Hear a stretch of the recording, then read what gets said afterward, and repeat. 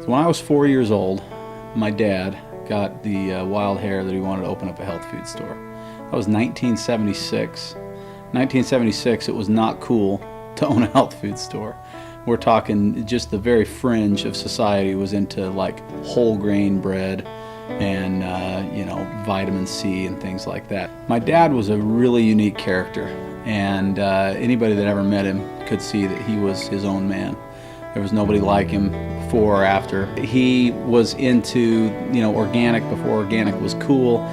He always followed his own heart and what he wanted to do.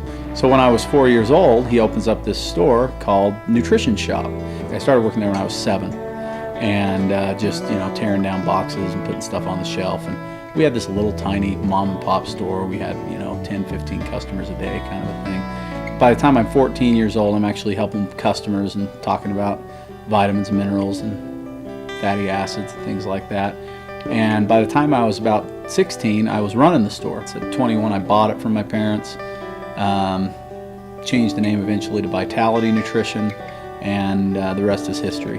What separates Vitality Nutrition from other stores that sell the same types of products, in my view, is that we really take education very seriously. I tell every employee that has ever been hired at Vitality, one of the first things I tell them is that we're not selling clothing, we're not selling tires, we're not selling stereos. We're selling things that people have to actually ingest, put in their bodies.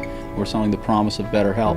What's exciting about being in what I do now in the health and nutrition kind of alternative medicine field is that years ago when my dad and mom started this thing, they were all considered just nut jobs. The most common term for people then was health nut. They were crazy. None of this stuff mattered. Didn't matter if you ate white bread or wheat bread or organic or whatever. And now it's got to the point where a high percentage of people are looking at it and saying, oh my gosh, maybe those guys actually, what they're talking about has some merit. Maybe there is value in looking at alternatives before we resort to surgery, drugs, things like that. So when you talk about preventative medicine, the old adage, an ounce of prevention is worth a pound of cure, my experience has been that much of modern medicine is a pound of cure, and then maybe we'll do an ounce of prevention down the road. Nobody has a deficiency in any prescription drug or over-the-counter drug. Our deficiencies come from things that our bodies were designed to have in the first place: minerals, vitamins, essential fatty acids, proteins, things like that.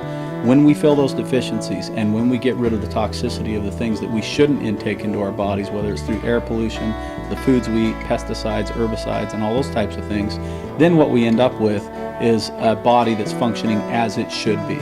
I routinely use the phrase, I love what I do, and I really do. I've loved this since I first got into it as a kid. It's so fun, it's so fulfilling, it's so incredibly educational. I can't believe the stuff that I learn on a regular basis. And my belief is that it is that education that is at the core of why I love what I do so much, because it's so beneficial to me, it's beneficial to my family, it's beneficial to the people that I serve here. One of my favorite things to do as a kid, especially as a teenager, when my dad first kind of turned over the reins to me, my mom had been working the store, and she worked so hard and tried to do everything she could to make this store go, but it was never her passion to be in retail health foods. Her passion was to be wife and mother. My dad, on the other hand, and I really saw it very much the same way and got excited about the business aspect of it, the helping people aspect of it. All those things were exciting to us. So one of my favorite things to do was to meet with my dad that once a week that we did on Saturdays. We'd meet and go over how things went for the week. The things that I saw happening and that he saw happening before he passed away 4 years ago, he was so excited about.